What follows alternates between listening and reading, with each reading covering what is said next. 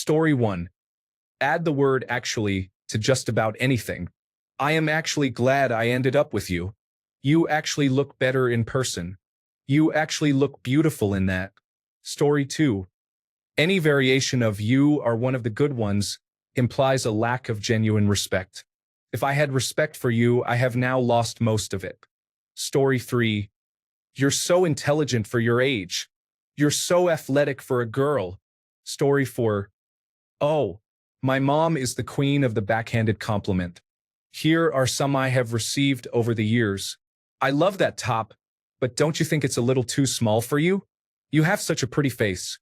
If you just lost some weight, maybe you could finally get a boyfriend. I love that skirt, but won't you get in trouble for not wearing pantyhose? It looks unprofessional to have bare legs. I love that color, but what is with teenagers these days needing everything to cling to their roles? Don't you just love that shirt? I tried it on in the store and it fit me perfectly, so I got a size larger for you so it should fit. See how nice that looks? What you need are shirts that cling to your chest but flare out right under the bust to hide your belly. See how much better you look in horizontal stripes? It's so slimming. It gives the illusion that you're longer. Oh, see how pretty that lady is. Just gorgeous. Don't you wish you looked like that? Wow, you look so good. Have you lost a lot of weight? To this one, I have finally learned to reply, no, actually I am the biggest I've ever been, but I guess I'm just fatter in your head than I am in real life. Story 5. I had dinner with the husband of an old friend when he came to town. We had met briefly years ago, but since then we were only in contact through social media. One of the first things he said to me when we met at the restaurant was, "So, my photogenic friend, how have you been?" Story 6. I have a female friend who was questioning her sexuality, and some people told her that she was too pretty to be a lesbian. It's as if being a lesbian is a fallback option when you're not pretty enough to attract a man and follow the conventional path in life. Story 7. My parents used to tell me, if we had you first, we wouldn't have had any more children. I am the youngest of 4. Years later, that still hurts. Story 8. You are so is a classic phrase. Basically, if you are putting down a whole group of people to elevate someone from that group, it is not a compliment. Story 9. Oh, you're actually really smart. With an upward inflection to convey surprise. Story 10. As a black child growing up, I was often told, oh, you are so well-spoken, or you speak so properly. I received these comments from both older white and black women. It makes me wonder if they were complimenting my verbal skills, weren't they also implying that they were not well educated? Story 11. Just add today to the ends of some regular compliments.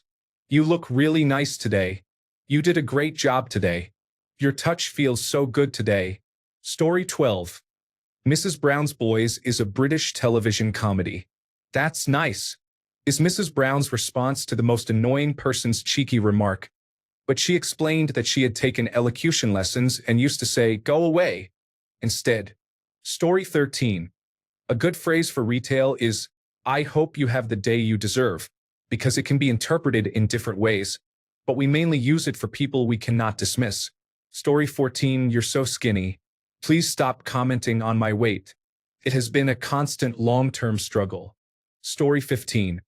I had a new office mate who once said to me, I think I have to work here for a while longer before I can dress like you. She was implying that I was untidy, but she also aspired to my level of laxity.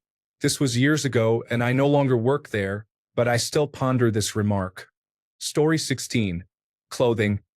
I wish I had your confidence to wear that. You are so brave to wear that. Or, you have such a unique sense of style. Looks. You're so lucky. You don't have to worry about your looks. Intelligence. If you really apply yourself, I'm sure you could reach the top of the performance scale. Character. I'm sure it's impossible for you to disappoint anyone. Story 17. Not sure if it's a regional thing, but where I'm from, saying you look well to someone usually means you look heavier than the last time they saw you. Story 18. You don't wear makeup for days. Then the next day you wear makeup and your boyfriend says, wow, you look great. Story 19. Bless your heart. It sounds empathetic, but in reality, it implies that you are being called an idiot. Story 20. You don't look trans. That's not a compliment. You can say that I'm pretty without implying that being or appearing trans is a negative thing. Story 21. I don't know many of you as well as I should, and I appreciate even fewer of you as much as you deserve. Story 22. You don't look disabled, or anything similar. People think they are being complimentary when they say this to me, but it is just insulting and humiliating. Story 23. Wow, you're so organized. Your hands are really full. I could never be a single mom. Story 24. When one of my best friends thinks you are saying something pathetic and ridiculous, she looks at you with sad compassion and says, "You are so precious." Story 25. Thank you. In my part of the world, if you get champed, it actually means the opposite of what it sounds like, and the person is not happy with your efforts. Story 26. Here in Texas, and elsewhere in the southeastern United States, older women will sometimes smile and say, "Well, God bless you, honey." It means, you must have poor judgment. Story 27. When someone gets engaged and shows their ring, you might say, "Oh, that's so cute. I'm somewhat ashamed to admit I did this to a difficult colleague. She often defined her personality by her boyfriend and frequently made negative comments about my dating life. So, I told her her ring was very cute. Her face actually turned red with anger. Just the little things, you know?" Story 28. Maybe it wasn't meant as an insult, but I said, "Oh, it's so nice to see you today," to a fellow coworker and received a simple, "Oh, thanks," in response. I found this to be a hilariously backhanded way of not reciprocating.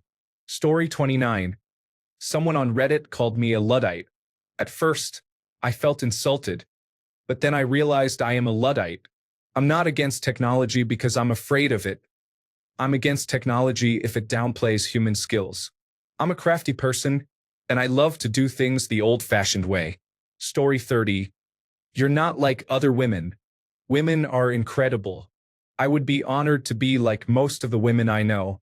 Even if I didn't feel that way, insulting others as a way to compliment me is not the right approach. It is incredibly insulting and, in this case, a major red flag. You don't like an entire gender? That's concerning.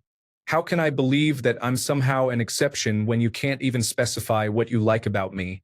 That is troubling. Story 31. When people try to reassure you that you look younger than you are, it doesn't really matter to me.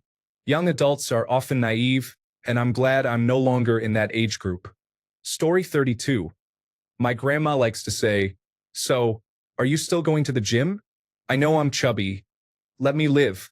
It's funny when they make comments about me being overweight because every time I visit, she adds a lot of butter to her vegetables and meat and makes my siblings and me finish all the pots and pans because no leftovers, everything has to go. Story 33. My best friend in elementary school often said, "You're lucky you're cute." My self-esteem was so low that I only focused on the fact that she called me cute and didn't realize she was calling me foolish until years later, in adulthood. Story 34. You're intimidating. Can definitely be a compliment. Can mean you are a badass or very attractive. However, in my experience, I feel a bit sad when I am told this. To me, intimidating means unapproachable. Story 35. You look like you're 15 when you're really about 25. Now I'm 35 and look 24. They may say it as an insult, but really, it's a compliment. Story 36. Anytime someone says I look skinny, I have to wonder, when did I ask for a comparison to a garden rake? Does your backside lie as flat as hay on a summer day? Will you stop making claims that only dogs like bones?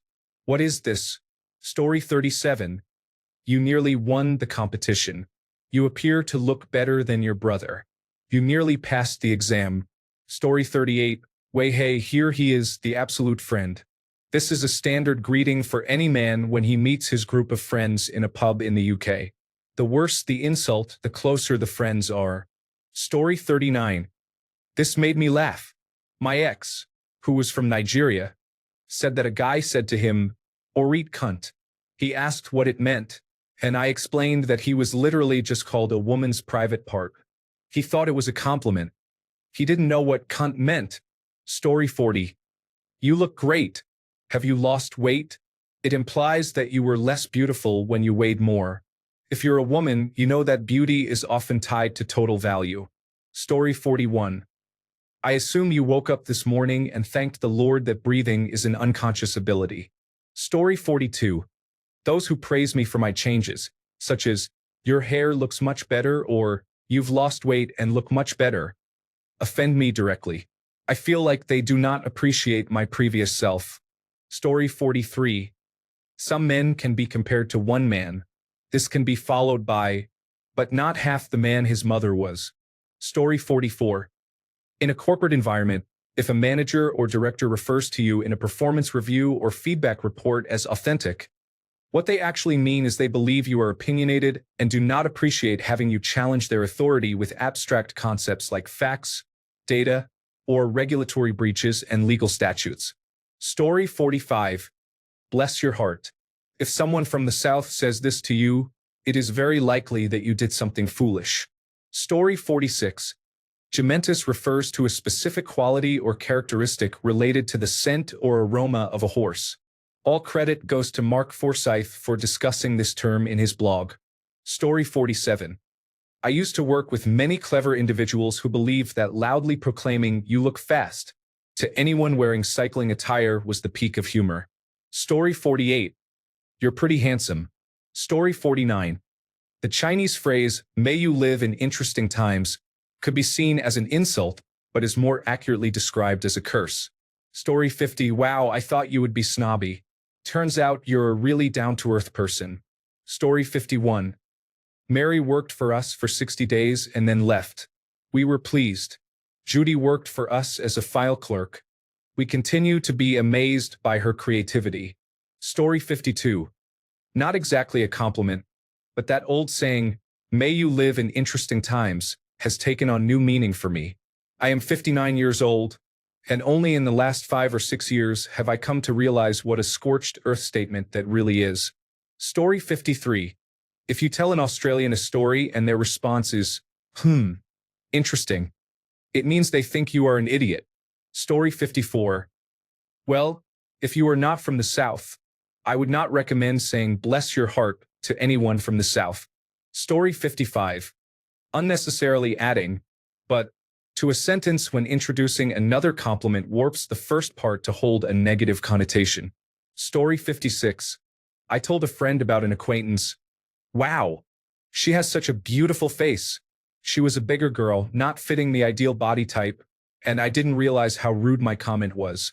I guess I was thinking about how gorgeous she would be if she were thinner without even realizing it. I think the same about myself too. It's definitely a problem in society. Since then, I have been more conscious of making remarks like that. Story 57. I was told that I made a receding hairline look good. I don't know if it was a compliment or a sneaky insult. Story 58. I am proud of you. I understand that many people appreciate hearing this. However, for me, it feels uncomfortable. Unless you have actively contributed to my well-being, such as raising, mentoring, or teaching me, your words come across as if you are claiming ownership of my achievements and approving my actions. This feels condescending. Story 59. I do not know half of you as well as I would like, and I like less than half of you as well as you deserve. Story 60. See you soon. Not if I see you first. If I see you before you see me, I will avoid contact. Story 61. Saying someone's butt got bigger used to be an insult that meant the person gained weight, but now it is more of a compliment. Does that count? Story 62. I will see you. Not if I see you first. I always thought it sounded cool, but you are being told that if that person sees you, they will make sure you do not see them. Story 63. There was a time I wore an off-shoulder blouse, and then my conservative friend pulled it up over my shoulder. Perhaps she thought my red lace flower bralette didn't suit my skin. I felt genuinely offended. Story 64.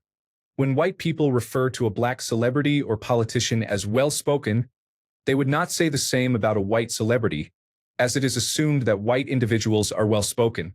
When a black person speaks, many still expect the use of ebonics, leading to comments like, "They're so well spoken," when no ebonics are present. Chris Rock has a great bit about this in his stand-up special, Bring the Pain. Story 65.